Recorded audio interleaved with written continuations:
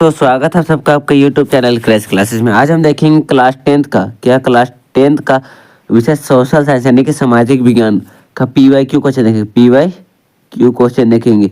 इससे आप VVI बोल सकते हैं, VVI क्वेश्चन बोल सकते हैं, है ना, जो कि आपके 2016 का है ना, और जो आपके एग्जाम में पूछे जाने वाले प्रश्न है, यानी PYQ क्या हुआ, यानी कि प्रीवियस ईयर क्वेश्चन, यानी कि पूछा गया प्रश्न है ना, जो कि 2016 में ये पूछा गया था। आपको 2016 से लेके 2025 तक के सभी PYQ क्वेश्चन आपको मिल जाएगा, है ना। चलिए देखते हैं।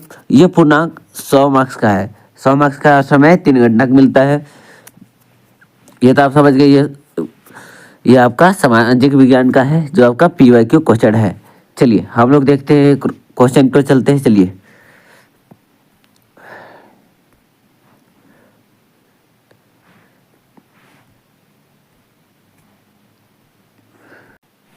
पहला क्वेश्चन क्या है। पहला क्वेश्चन हम लोग का, निरंकुशवाद किसे कहते हैं। निरंकुशवाद किसे कहते हैं। उत्तर क्या है। निरंकुशवाद उस शासक प्रणाली को कहते हैं जिसमें सारी सत्ता एक ही शासक के हाथ में होती है।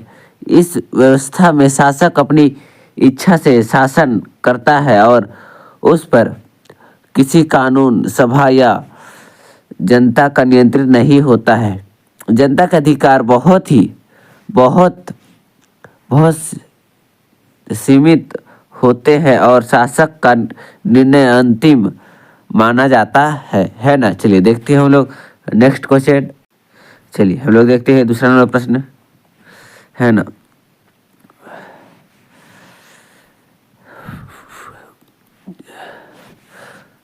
दूसरा नंबर प्रश्न क्या है। फ्रांसीसी लोगों के बीच सामूहिक पहचान का भाव पैदा करने के लिए फ्रांसीसी क्रांतिकारियों ने क्या कदम उठाया बोल रहा है। तो क्या कदम उठाया। सामूहिक पहचान के लिए कदम क्या क्या कदम उठाया, उसको हम लोग देखेंगे अभी। देखिए, फ्रांसीसी क्रांतिकारियों ने फ्रांसीसी लोगों के बीच सामूहिक पहचान का भाव पैदा करने के लिए कई कदम उठाया। जैसे कि देखिए हम लोग, पहला क्या है, मृत्यभूमि और नागरिक का विचार। पृथ्वी और नागरिक का विचार, है ना। पृथ्वी लॉ पेट्री और नागरिक लेसिट्यून जैसे विचारों ने एक संयुक्त समुदाय के विचार पर जोर दिया, जिसे एक संविधान के तहत समान अधिकार प्राप्त थे। चलिए देखते हैं हम लोग नेक्स्ट क्या था। दूसरा हम लोग का नया फ्रांसीसी झंडा साहिब मानक को एक नए फ्रांसीसी तिरंगे झंडे से बदल दिया गया, है ना, जिसे राष्ट्र का प्रतीक माना गया। तीसरा क्या है, समान कानून। एक केंद्रीय प्रशासनिक व्यवस्था लागू की गई जिसमें सभी नागरिक के लिए समान कानून बनाए। चौथा क्या है, नए स्तुतिया और शपथे। राष्ट्र के नाम पर नई स्तुतिया रची गई, शपथें ली गई और शहीदों का गुणगान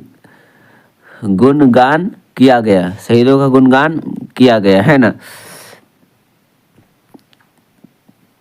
यह हम लोग का लास्ट है भाषा। पेरिस में बोली जाने वाली फ्रेंच भाषा को राष्ट्र की साझा भाषा के रूप में बढ़ावा दिया गया, है ना। चलिए देखते हैं हम लोग अगला प्रश्न। यह हम लोग का दूसरा का ही अथवा में है ना। हनोई के आधुनिक नवनिर्माण इलाकों में चूहे बहुत व्याख्या कीजिए। यह आप लोगों के हिस्ट्री से प्रश्न है, क्योंकि हिस्ट्री बहुत ही बड़ा है। आप हिस्ट्री में जहाँ जाइए, हिस्ट्री बहुत बड़ा है, वहाँ से क्वेश्चन आएगा। हनोई में चूहे की समस्या, हनोई में चूहे की समस्या है। हनोई में आधुनिक नवनिर्मित नवनिर्मित नवनिर्मित इलाकों में चूहों की संख्या अधिक होने का मुख्य कारण शहर की नई और आधुनिक सीवरेज प्रणाली थी। इन भूमिगत सीवरेजों सीवरों में चूहे को छिपने और प्रजनन करने के लिए आदर्श वातावरण प्रदान किया गया। चूहे इन सीवरों के माध्यम से आसानी से शहर के किसी भी हिस्से में, विशेषकर आधुनिक घरों तक पहुंच सकते थे, जिससे वे एक बड़ी समस्या बन गई, है ना। यह था आप लोगों चूहों की समस्या के बारे में था। चलिए देखते हैं हम लोग अगला प्रश्न। तीसरा नंबर देखिए, यह भी बहुत ही महत्वपूर्ण प्रश्न है और यह एग्जाम में पूछा गया था। यह दो तीन बार पूछा गया है ना। आप लोग देख लीजिएगा, इसको वीवीआई करके लिख लीजिएगा। हिस्ट्री बहुत ही बड़ा है, हिस्ट्री से कहीं से भी क्वेश्चन पूछ सकता है। खिलाफत आंदोलन पर संक्षिप्त टिप्पणी लिखिए। खिलाफत आंदोलन पर संक्षिप्त टिप्पणी लिखने बोल रहा है। चलिए देखते हैं खिलाफत आंदोलन। देखिए खिलाफत आंदोलन यहाँ देखते हैं। खिलाफत आंदोलन 1919 से 1924 भारत में मुख्य रूप से मुसलमानों द्वारा चलाया गया एक राष्ट्रीयवादी आंदोलन था। यह प्रथम विश्व युद्ध में तुर्की की हार के बाद ओटोमन बिस्मार्क ओटोमन साम्राज्य के खिलाफ इस्लामी जगत के आध्यात्मिक प्रमुख के पदों को बहाल करने के लिए ब्रिटिश सरकार पर दबाव डालने हेतु शुरू किया गया था। इस आंदोलन का नेतृत्व अली बंधु शौकत अली और मोहम्मद अली और महात्मा गांधी ने किया था, जिन्होंने इसे असहयोग आंदोलन के साथ जोड़कर हिंदू मुस्लिम एकता को बढ़ावा दिया, है ना। यह था आप लोगों असहयोग आंदोलन के बारे में टिप्पणी, है ना। इसको आप लिख दीजिएगा, आपको अच्छा मार्क्स मिल जाएगा। अगर ये नहीं तो आपको टॉपिक बाय टॉपिक एक करके शॉर्ट में मिल जाएगा, शॉर्ट वीडियो में मिल जाएगा, है ना। चलिए देखते हैं हम लोग अगला प्रश्न की ओर चलते हैं।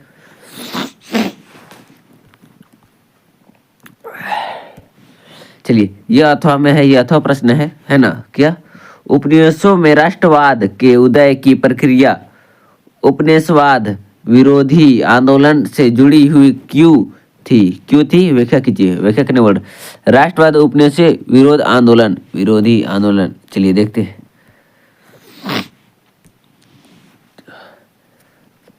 उपनिवेशों में राष्ट्रवाद के उदय की प्रक्रिया उपनिवेशवाद विरोधी आंदोलन से गहराई से जुड़ी हुई थी, क्योंकि उपनिवेशवाद ने लोगों को एक साथ जोड़ा। क्या है पहला? उत्पीड़न का साझा अनुभव। उपनिवेशी शासन के तहत उत्पीड़न और शोषण के साझा अनुभव ने विभिन्न समूहों को एकजुट किया। चलिए देखते हैं आगे क्या दिया है। साझा दुश्मन सभी उपनिवेशी लोगों का एक साझा दुश्मन था। उपनिवेशी शासक जैसे ब्रिटिश। तीसरा क्या है? अधिकारों की मांग। स्वतंत्रता संग्राम के दौरान लोग अपने अधिकारों और स्वतंत्रता की मांग करने लगे, जिसमें उनमें राष्ट्रीय पहचान की भावना मजबूत हुई।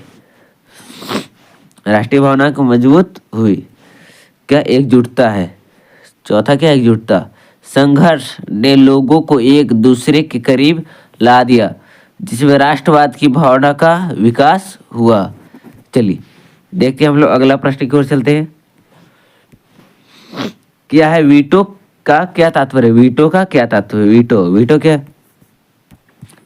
इसको देखते हैं क्वेश्चन आ जाएगा। हाँ पूरा वीटो, वीटो एक लैटिन शब्द है जिसका अर्थ है मैं मना करता हूँ, मैं मना करता हूँ। राजनीतिक में यह एक अधिकार है जो किसी व्यक्ति या इकाई को किसी प्रस्ताव या निर्णय को एक तरफा रोकने की शक्ति देता है, भले भले ही बहुमत उसके पक्ष में हो। इसका उपयोग अक्सर संयुक्त राष्ट्र सुरक्षा परिषद जैसे संस्था में किया जाता है, जहां अस्थायी सदस्य किसी भी महत्वपूर्ण प्रस्ताव को रोक सकते हैं। है ना, वीटो क्या है, किसी किसी महत्वपूर्ण प्रस्ताव को रोक सकता है। यह इसका ताकत है वीटो का। वीटो लैटिन भाषा से आया है, लैटिन शब्द से आया है। चलिए देखते हैं हम लोग अगला प्रश्न की ओर चलते हैं। अगला प्रश्न क्या है?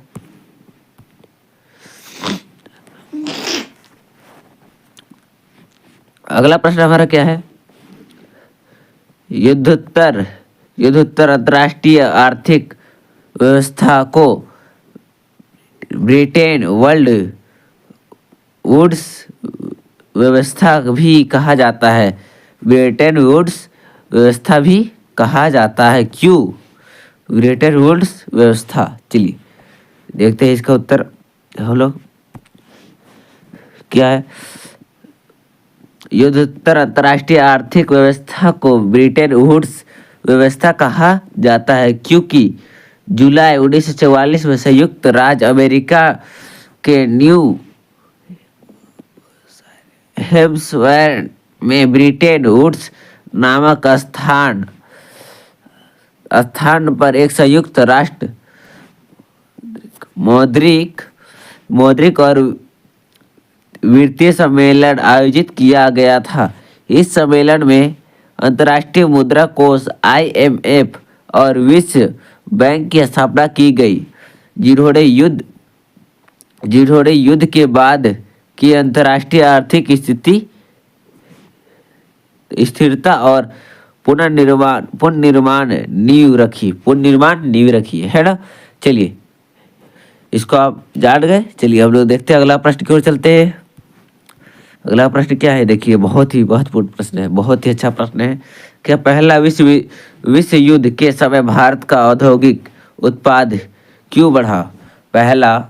पहले विश्व युद्ध के समय भारत का औद्योगिक उत्पाद क्यों बढ़ा? यानी कि युद्ध हो रहा था तो खाने पीने के सामग्री क्यों बढ़ी है, वो पूछ रहा है। औद्योगिक उत्पाद में वृद्धि। चलिए देखते हैं। पहले विश्व युद्ध 1914 से 1918 के दौरान भारत का औद्योगिक उत्पाद कई कारणों से बढ़ा। कैसे बढ़ा उसको देखते हैं। पहला क्या है हम लोग का? ब्रिटिश मिलों का युद्ध में व्यस्त होना। युद्ध की जरूरतों को पूरा करने के लिए ब्रिटेन की मिलें व्यस्त हो गई, जिससे भारत में मैनचेस्टर के आयात में भारी गिरावट आई। चलिए और क्या कर रहा है देखिए। दूसरा क्या है? घरेलू बाजार में मांग। भारतीय मिलों को घरेलू बाजार में आपूर्ति करने का अवसर मिला। क्या भारतीय मिलों को घरेलू बाजार में आपूर्ति करने का अवसर मिला? क्या है तीसरा? युद्ध सामग्री की मांग। युद्ध में जूट की बोरियों, कपड़े, वर्दी, टेंट, चमड़े के जूते और अन्य सैन्य आपूर्ति जैसी औद्योगिक वस्तु की मांग को बढ़ा दिया, जिससे भारतीय कारखानों के पूरा किया। भारतीय कारखानों ने पूरा किया है ना। चलिए देखते हैं हम लोग और क्या क्या है। और यह लास्ट है, नए कारखानों की स्थापना। इन बढ़ती मांगों को पूरा करने के लिए नए कारखाने स्थापित किए गए और पुराने कारखाने कई पालियों में चलने लगे। चलिए देखते हैं हम लोग अगले प्रश्न की ओर चलते हैं। यह प्रश्न अथवा में है ना। लोगों को मनोरंजन के अवसर उपलब्ध कराने के लिए इंग्लैंड में 19वीं सदी में मनोरंजन के कौन कौन से साधन सामने आए? चर्चा कीजिए, चर्चा करने बोल रहा है। मनोरंजन के साधन। 19वीं सदी में इंग्लैंड में लोगों को मनोरंजन के अवसर उपलब्ध कराने के लिए कई साधन सामने आए। कई साधन सामने आए, चलिए देखते हैं कई साधन सामने आए, उसको देखते हैं, है ना। पहला साधन क्या है? पब और सार्वजनिक घर। पब और सार्वजनिक घर ये वयस्कों के लिए लोकप्रिय मिलन स्थल थे जहां शराब और बातचीत होती थी। दूसरा क्या है? संगीत हॉल और थिएटर। संगीत हॉल और थिएटर यहाँ नाटक, संगीत और विभिन्न प्रकार के प्रदर्शन होते थे। तीसरा क्या है?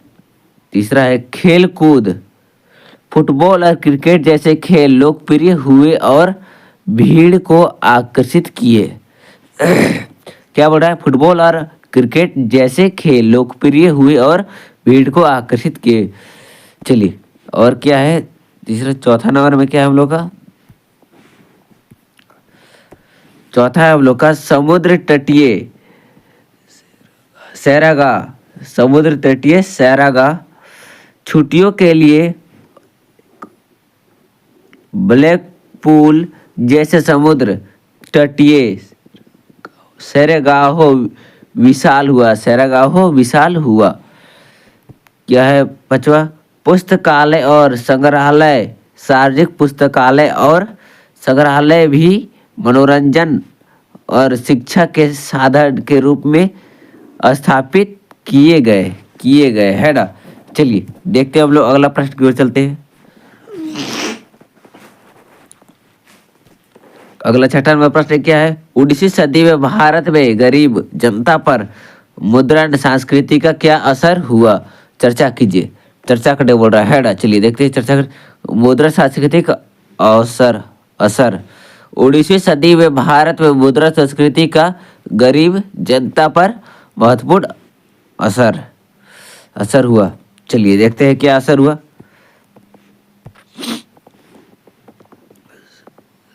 सस्ती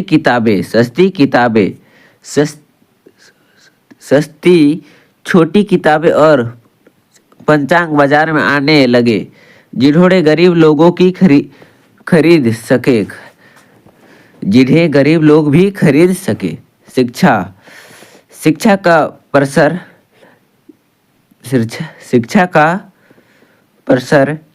इससे शिक्षा का प्रसार हुआ और गरीब जनता को दुनिया के बारे में जानने का मौका मिला।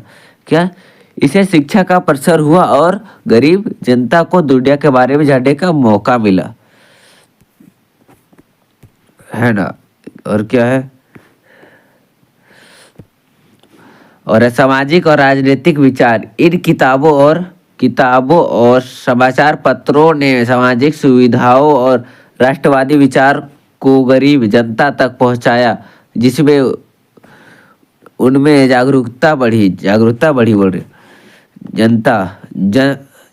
जाति व्यवस्था पर प्रभाव। कुछ लेखकों ने जाति व्यवस्था के अन्य के बारे में लिखा, जिससे गरीब लोगों को अपने अधिकारों के लिए लड़ने की प्रेरणा मिली। गरीब लोगों को अपने अधिकारों के लिए लड़ने की प्रेरणा मिली, है ना। चलिए देखते हैं हम लोग अगला प्रश्न की ओर।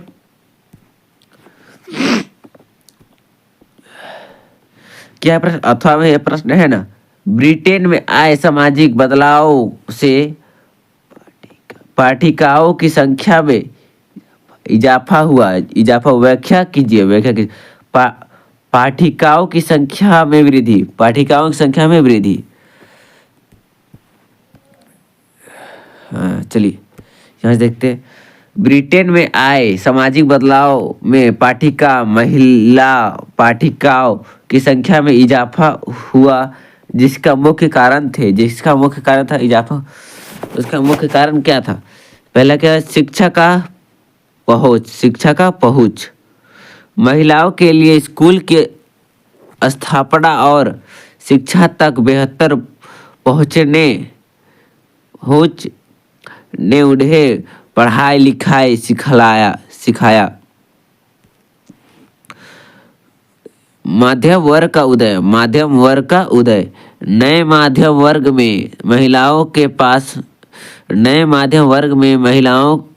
के पास पढ़ने के लिए अधिक खाली समय था। क्या? नए माध्यम वर्ग में महिलाओं के पास पढ़ने के लिए बहुत अधिक समय था, महिलाओं के पास बहुत अधिक पढ़ने का समय था, है ना। चलिए देखते हैं आगे क्या लिखा है। महिला केंद्रिता लेखन,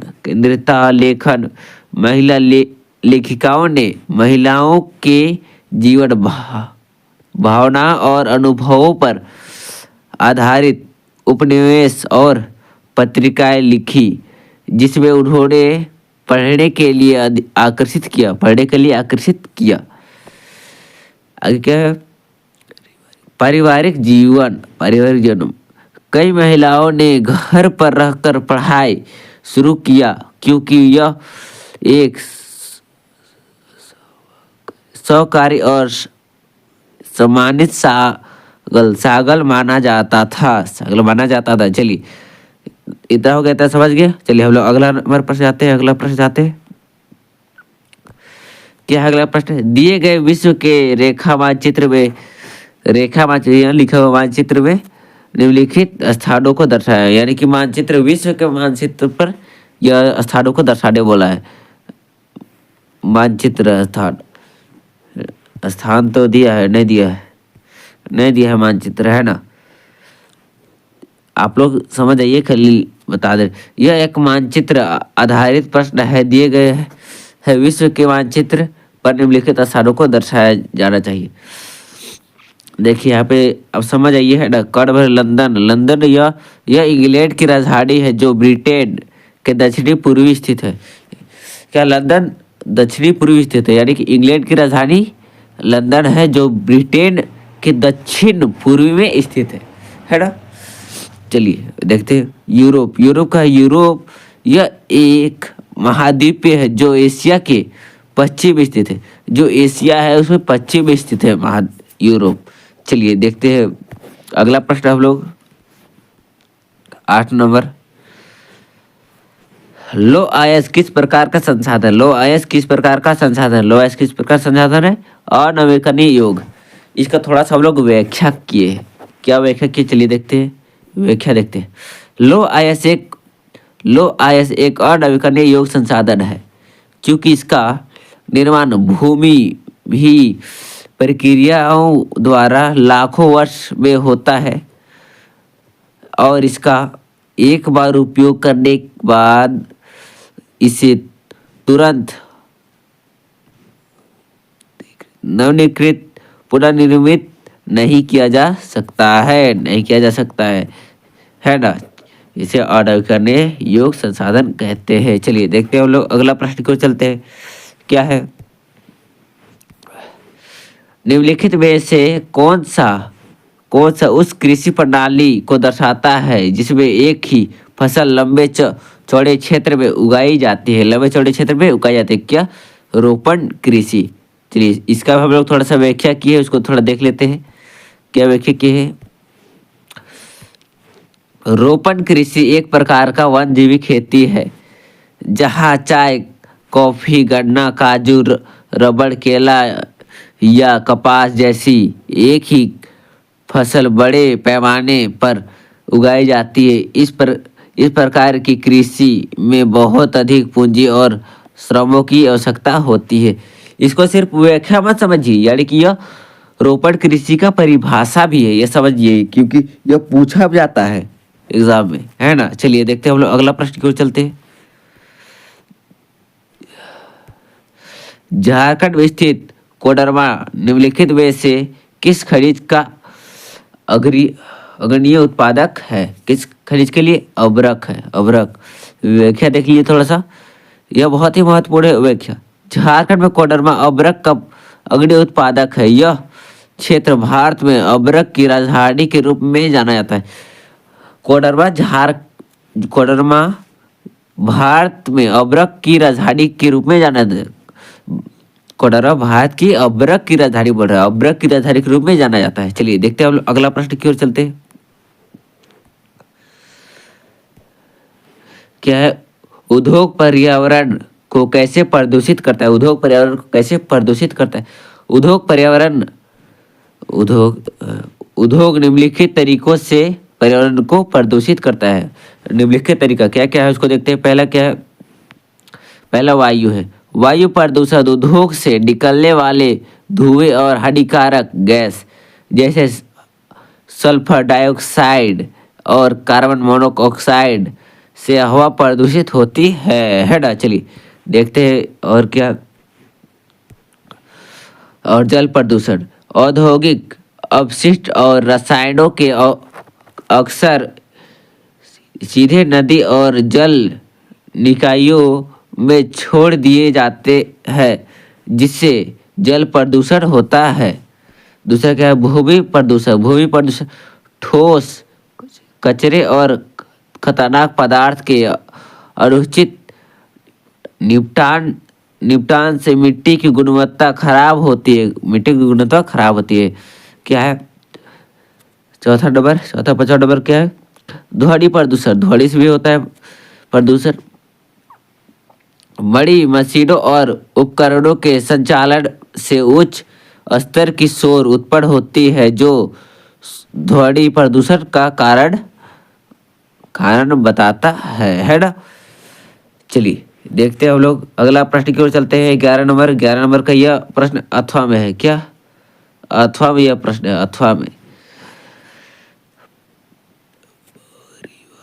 परिवहन तथा संचार के साधन किसी देश की जीवन रेखा तथा आर्थिक व्यवस्था क्यों कहे जाते हैं? आर्थिक व्यवस्था क्यों कहे जाते हैं? परिवहन और संचार के साधन किसी देश की जीवन रेखा और आर्थिक व्यवस्था कहलाते हैं, क्योंकि क्या क्या है देखते हैं। चलिए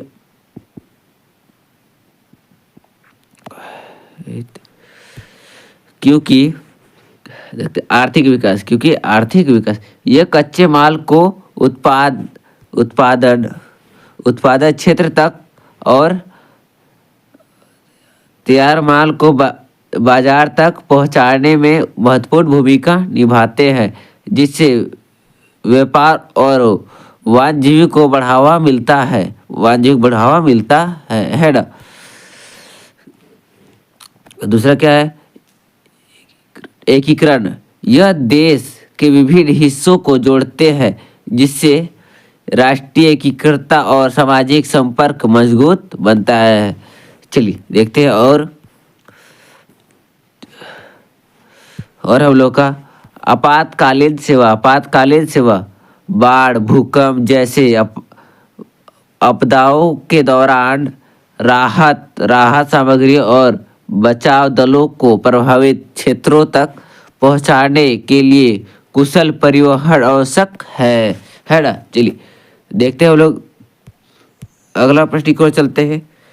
क्या हम लोग का अगला प्रश्न हम लोग का जल दुर्लभता क्या है? जल दुर्लभता क्या है और इसके मुख्य कारण क्या है? जल दुर्लभता का अर्थ है पानी की कमी या अप्रियता। जल संसाधन होना जो जनसंख्या की मांगों को पूरा नहीं कर सके, है ना। मुख्य कारण क्या है? देखिए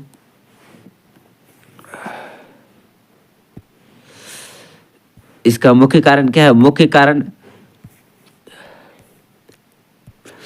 जनसंख्या वृद्धि। मुख्य कारण जनसंख्या वृद्धि। बढ़ती आबादी के लिए अधिक पानी की आवश्यकता होती है। बढ़ती आबादी के लिए अधिक पानी की आवश्यकता होती है। दूसरा क्या? अत्यधिक उपयोग।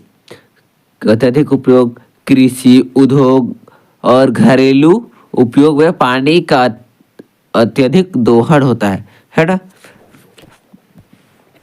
और क्या है, और है प्रदूषण। प्रदूषण जल स्रोतों का प्रदूषण जिससे स्वच्छ पानी की उपलब्धता कम हो जाती है। क्या है अगला, असमान वितरण।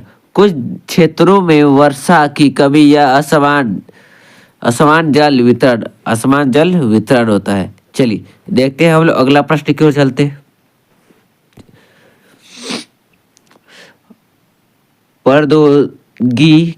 प्रौद्योगिकी और आर्थिक विकास के कारण संसाधनों का आर्थिक उपयोग कैसे हुआ बोल रहा है। क्या है इसका उत्तर, प्रौद्योगिकी और आर्थिक विकास ने संसाधनों के अधिक उपयोग को बढ़ावा दिया।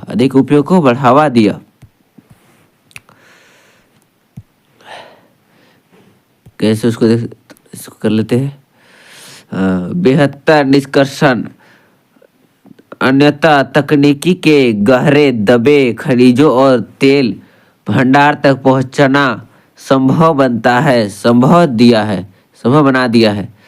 औद्योगिकीकरण आर्थिक विकास से उपयोगों की संख्या में वृद्धि हुई है, जिससे ऊर्जा और कच्चा माल की मांग बढ़ी है।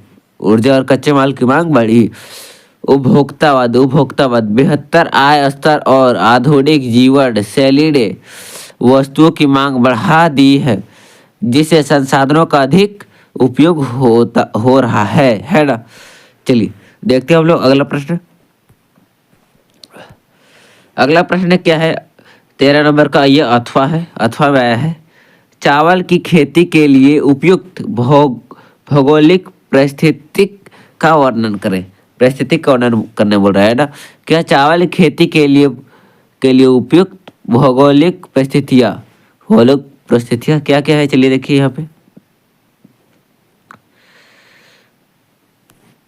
हाँ, तापमान, वर्षा, मिट्टी, श्रम।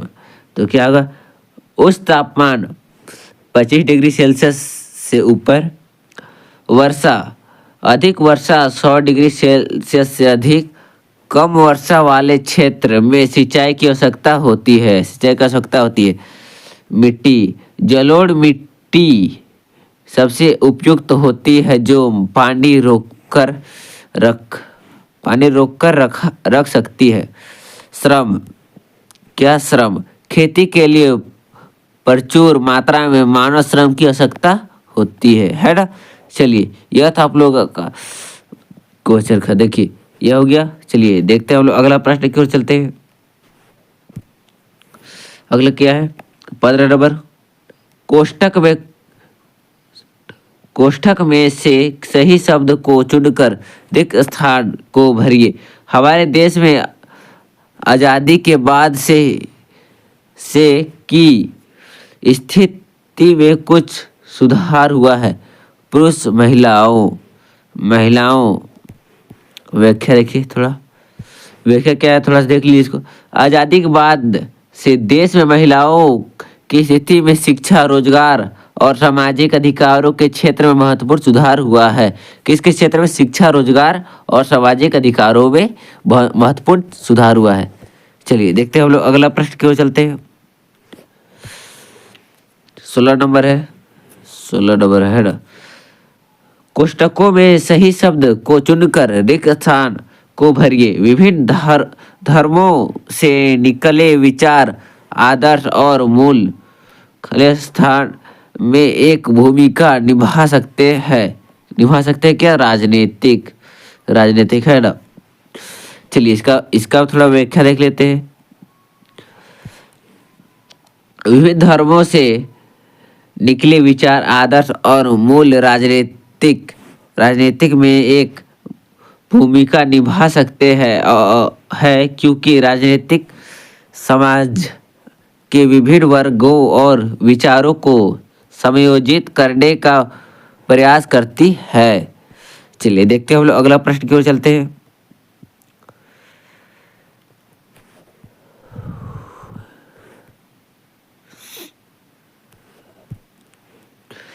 कोष्टक में सही शब्द को चुनकर रिक्त स्थान को भरिए।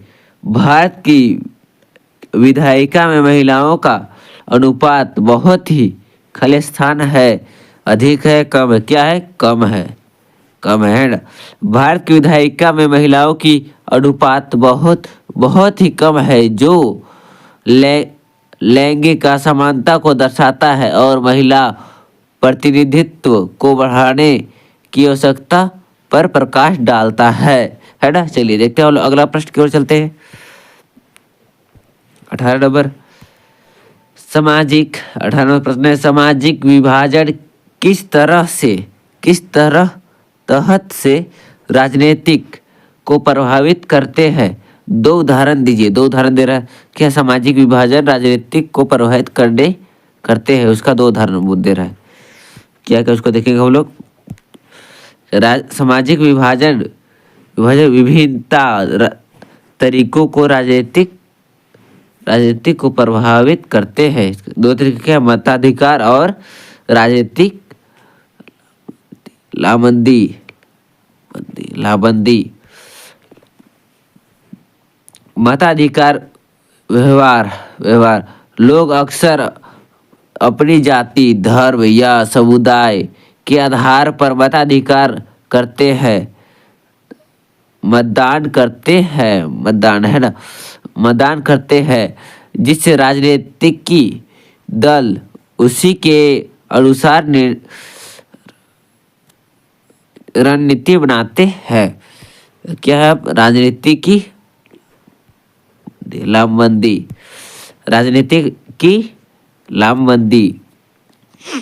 लामबंदी। विभिन्न सामाजिक समूहों के नेता आपके अपने समुदाय के हितों के रक्षा के लिए लोगों को लामबंदी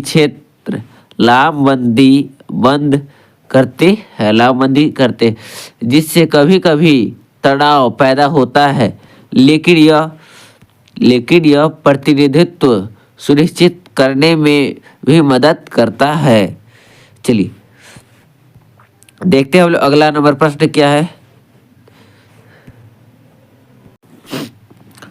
चलिए देखते हैं हम लोग 19 नंबर प्रश्न क्या है। श्रीलंका में सत्ता की साझेदारी की व्यवस्था के बारे में चर्चा कीजिए। चर्चा करने बोला। श्रीलंका में सत्ता की साझेदारी की व्यवस्था। श्रीलंका में बहुसंख्यकवाद की नीति अपनाई गई थी, जहां सिल्ली समुदाय ने सरकार में प्रभुत्व स्थापित की। क्या क्या है वो मुख्य बिंदु थोड़ा देख लीजिए आप लोग। क्या है मुख्य प्रमुख बिंदु? क्या पहला, 1956 में सिल्ली को एकमात्र राज्यभाषा घोषित किया गया। कब घोषित किया? 1956 में। आपका ऑब्जेक्टिव प्रश्न आ सकता है 1956 में कौन सी भाषा को राष्ट्रीय भाषा की दर्जा दिया गया? कौन सी भाषा को? सिल्ली, है ना। चाहे सिल्ली को कब राष्ट्रीय भाषा की दर्जा दी गई? कब? 1956 में। चलिए दूसरा क्या है। सरकारी नौकरियों और शिक्षा में सिल्लियों को प्राथमिकता दी गई। प्राथमिकता दी गई, है ना। तीसरा क्या है। तमिल समुदाय के हितों की उपेक्षा की गई, जिससे गृह युद्ध की स्थिति उत्पन्न हुई। क्या? तमिल समुदाय के हितों की उपेक्षा की गई, जिससे गृह युद्ध की स्थिति उत्पन्न हो गई। चलिए यह था आप लोगों का प्रमुख बिंदु। थोड़ा सा हो गया। इसने दर्शाया कि सत्ता की साझेदारी के अभाव में देश में एकता बनाए रखना मुश्किल है। बता रहा है ना। चलिए देखते हैं हम लोग अगला नंबर प्रश्न क्या है। देखिए यह है, दबाव समूह और राजनीतिक दल में क्या अंतर है? क्या अंतर है देखते हैं दबाव समूह और राजनीतिक दल में। चलिए देखते हैं हम लोग थोड़ा सा। हाँ, विशेषता है इधर। उद्देश्य, सदस्यता, क्या राजनीतिक दल, और दबाव समूह। चुनाव लड़ने और सत्ता हासिल करना, चुनाव लड़ना और सत्ता हासिल करना है। दबाव समूह, सरकार की नीतियों के को प्रभावित करना, सरकार की नीतियों को प्रभावित करना है किसका, दबाव समूह। चलिए याद रखते हैं इसको। व्यापक और व्यापक और विविध रूप बनाना है। विशिष्ट हितों पर आधारित, जैसे व्यापारी किसान कर्मचारी, व्यापारी किसान कर्मचारी। चलिए देखते हैं और क्या है, संगठन, औपचारिक और संगठित, इसमें कुछ नहीं है ना। चलिए देखते हैं, औपचारिक बोल सकते हैं। अगला प्रश्न की ओर चलते हैं, क्या है 21 नंबर पर, लोकतंत्र अपने नागरिकों के बीच आय की असमानता को कम नहीं कर सकता। इस कथन के पक्ष में दो तर्क दीजिए, क्या दो तर्क देने बोल रहे हैं। लोकतंत्र आय की असमानता कम नहीं कर सकता। इस कथन के पक्ष में दो तर्क निम्नलिखित है ना। चलिए देखते हैं क्या निम्नलिखित तर्क है। हाँ, निजी संपत्ति का अधिकार, लोकतंत्र में निजी संपत्ति के अधिकार की गारंटी होती है, जिससे धन की असमान वितरण बना रहता है। आर्थिक नीतियाँ, लोकतांत्रिक सरकारें अक्सर ऐसी आर्थिक नीतियाँ अपनाती है जो बाजार उन्मुख होती है, जिससे आय असमानता बढ़ा सकती है, क्योंकि धनी वर्ग को अधिक लाभ होती है ना। चलिए देखते हैं अगला प्रश्न की ओर चलते हैं।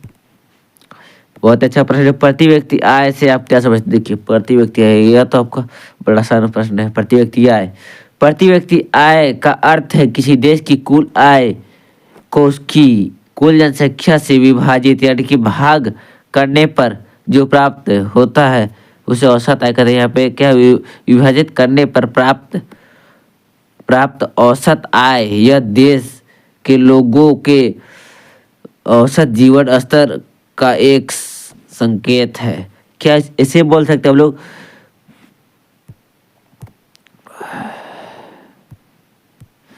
प्रति व्यक्ति आय का अर्थ है किसी देश की कुल आय को उस देश की इधर लिख देते, नहीं लिखेगा, उस देश की कुल जनसंख्या से भाग करने पर जितना प्राप्त होगा उसे औसत आय कहते हैं। औसत आय यानी कि प्रति व्यक्ति आय को ही औसत आय कहते हैं। यह एमसीक्यू ऑब्जेक्टिव में पूछ सकता है, प्रति व्यक्ति आय का और एक नाम बताए, यह औसत आय का एक और नाम बताए, है ना। चलिए यह तो हो गया। चलिए देखते हैं अगला प्रश्न हम लोग देखते हैं।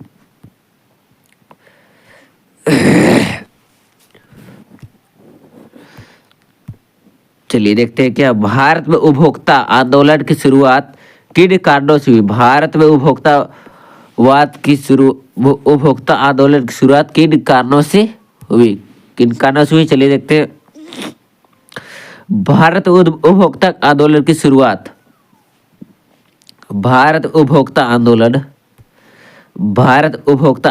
शुरुआत मुख्य रूप से निम्नलिखित कारणों से हुई।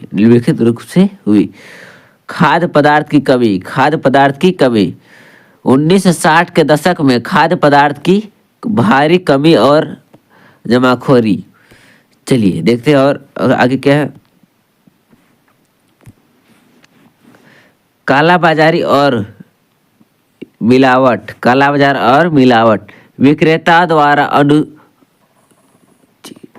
अनुचित व्यापार व्यापार प्रथाएं जैसे कालाबाजारी, मिलावट और अधिक कीमत वसूलना है ना। तीसरा क्या है, उपभोक्ताओं के अधिकारों का उपेक्ष उपभोक्ताओं के हितों की रक्षा के लिए कानून ढांचे का अभाव है ना। चलिए देखते हैं हम लोग अगला प्रश्न की ओर चलते हैं। देखिए यह भी प्रश्न बहुत ही अच्छा है। तृतीयक क्षेत्रक अन्य क्षेत्रकों से भिन्न कैसे है? यह प्रश्न आप 2024-25 में यह माध्यमिक यानी कि अर्धवार्षिक परीक्षा में पूछा गया था। तृतीयक क्षेत्रक अन्य क्षेत्रक से भिन्न कैसे है? साधारण व्याख्या कीजिए। तृतीयक क्षेत्रक अन्य क्षेत्रक से भिन्न कैसे है? भिन्न तृतीयक क्षेत्रक सेवा क्षेत्र, प्राथमिक क्षेत्रक कृषि और द्वितीयक विनिर्माण है ना। विनिर्माण यानी कि किसी भी चीज को पुनर्निर्माण करना है ना, लकड़ी को टेबल बना देना, इसी प्रकार से है। क्षेत्रों में विभिन्न भिन्न है क्योंकि यह भौतिक वस्तुओं का उत्पाद नहीं करता बल्कि उत्पादन प्रक्रिया में सहायता करने वाला सेवा प्रदान करता है। चलिए देखते हैं उदाहरण क्या है। उदाहरण, परिवहन, वस्तुओं को कारखाने से बाजार तक ले जाना, वस्तु कारखाने से बाजार तक ले जाना। बैंकिंग, उत्पादन और व्यापार के लिए ऋण प्रदान करना, व्यापार के लिए ऋण प्रदान करना। चलिए देखते हैं अगला प्रश्न की ओर चलते हैं। क्या कारण है कि बैंक कुछ कर्जवारों को कर्ज देने के लिए तैयार नहीं होते? क्या कारण है कि कर्जवारों को कर्ज देने के लिए तैयार नहीं होते? क्या कारण? कुछ बैंक कुछ कर्जदारों को कर्ज देने के लिए तैयार नहीं होते। क्या कारण? चलिए देखते हैं इसका।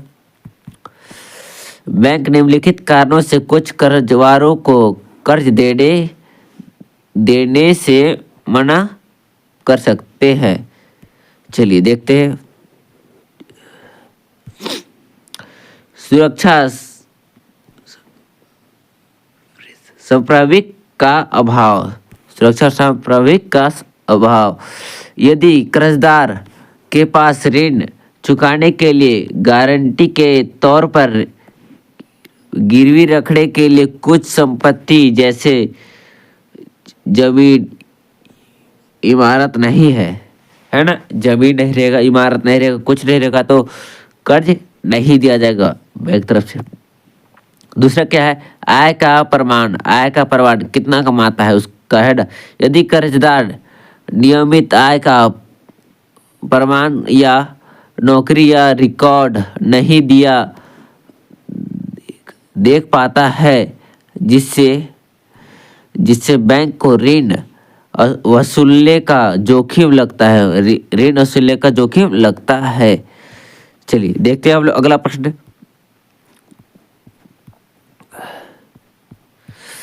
हाँ, यह आप लोगों का लास्ट प्रश्न है ना। आप लोगों को वीडियो अच्छा लगेगा, आपके लिए फायदेमंद होगा तो लाइक कमेंट शेयर कीजिएगा, है ना। चलिए देखते हैं हम लोग लास्ट प्रश्न 26 नंबर। दूसरे देशों में बहुराष्ट्रीय कंपनी किस प्रकार उत्पाद या उत्पादन पर नियंत्रित स्थापित करती है? किस प्रकार बहुराष्ट्रीय कंपनी उत्पाद पर नियंत्रित स्थापित करती है? किस प्रकार? चलिए देखते हैं। बहुराष्ट्रीय कंपनियां MNCs दूसरे देशों में कई तरीकों से उत्पाद पर नियंत्रित स्थापित करती है। कई तरीकों से, चलिए देखते हैं कई तरीकों से। स्थानीय कंपनियों के साथ संयुक्त उद्यम, स्थानीय कंपनियों के साथ मिलकर उत्पादन करना और प्रौद्योगिकी साझा करना। दूसरा क्या है? स्थानीय कंपनियों को खरीदना, बाजार में प्रवेश करने और नियंत्रित पाने के लिए स्थानीय कंपनी का अधिग्रहण करना, है ना। चलिए देखते हैं आगे क्या है। आगे प्रत्यक्ष निवेश। प्रत्यक्ष निवेश सीधे तौर पर नए कारखाने स्थापित करना और उत्पाद सुविधाओं में निवेश करना, है ना। यह आप लोगों का 100 मार्क्स का क्वेश्चन समाप्त हो गया है ना। आपके लिए यह वेरी यानी कि VVI प्रश्न था, जो कि आपका PYQ क्वेश्चन था। कितना का था? 2016 का था, है ना, जो आपके लिए बहुत ही महत्वपूर्ण है।